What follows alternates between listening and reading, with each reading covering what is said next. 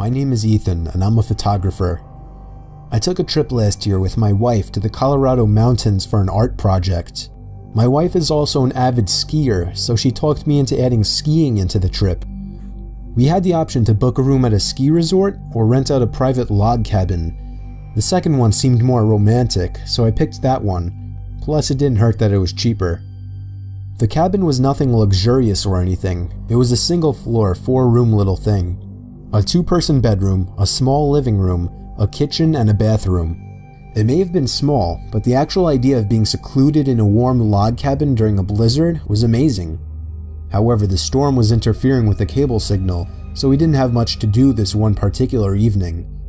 It was just starting to get dark out at this point, but there was still a decent amount of light outside, so I thought it would be perfect for getting a few shots and videos in the blizzard for backgrounds and wallpapers. I told my wife I'd be back within 10 minutes and slipped on my boots and coat. The moment I stepped outside and shut the door, I noticed footsteps leading up to the door in the snow that had blown under the wooden awning. I could see the prints doubled, as whoever left them there turned and went the opposite direction. I was freaked the fuck out, but I wasn't about to go inside and scare my wife. I decided to give in to my curiosity and followed the prints to the right side of the cabin. Right away, I noticed that they led to the bedroom window.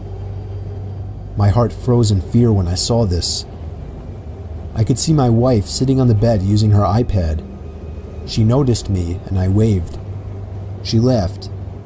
I continued to follow the footprints around the cabin to the other side. They led to the living room window on the other side. Someone was stalking us, but how long ago was the question? I found myself standing there for a good minute asking myself if I should follow the footprints anymore. For whatever reason, I decided I would. They were now leading away from the cabin. I knew I was following the prints to where this person was going, not coming from, simply by the boot marks.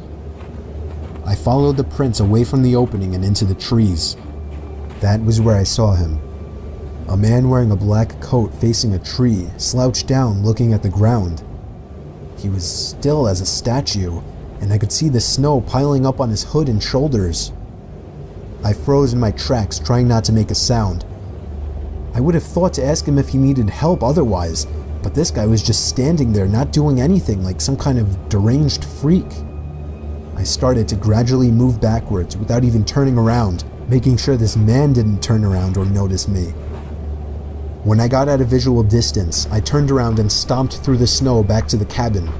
When I slammed the door shut, my wife came over to see what was wrong. I saw worry in her eyes. I guess she saw the worry in mine. She knew I saw something, and after a few minutes of harassment, I finally told her what I saw. She immediately started packing her things, telling me we're leaving right away. I told her no, we're not going anywhere. I would not get a refund for leaving early, and I wasn't about to up and leave just because some weird guy was walking around outside. She made a point of locking both locks on the door and making sure all of the windows were sealed shut. For the rest of the night, we read stuff on our iPads. I reviewed the pictures and videos I had taken so far. We turned out the lights early as there wasn't much else to do. What if he's still out there? I remember my wife asking me. There's no way he's still out there, I then assured her. Listening to the wind blowing outside, along with the small flakes of snow hitting the windows, was strangely relaxing, and I knew I'd be able to fall asleep quickly. Except if it wasn't for the knock at the bedroom window. We were both still awake, and we both knew it was a knock from a person. I ushered my wife out of bed and out into the living room without turning on any lights. There was nothing to use as a weapon whatsoever. Our only option was to run before something might happen. I told my wife we'd have to forget our luggage and make a dash for the Jeep. We slipped on our boots and coats in the dark in a matter of seconds, and when we heard a knock at the living room window from the opposite side of our car, we took that opportunity to run. I pressed the unlock button, so grateful I chose to have remote locks on my Wrangler, and we hopped in. The car started with ease, and as soon as the headlights flashed on, the man was standing facing the log cabin on our side now. Not a window, just facing the wall of the cabin in the same position I had seen him in earlier, as if he were hiding his face. We drove to the nearby ski resort without much trouble in the Jeep. We stayed there for the night and went back the next day to the log cabin to collect our things we left behind. He wasn't there,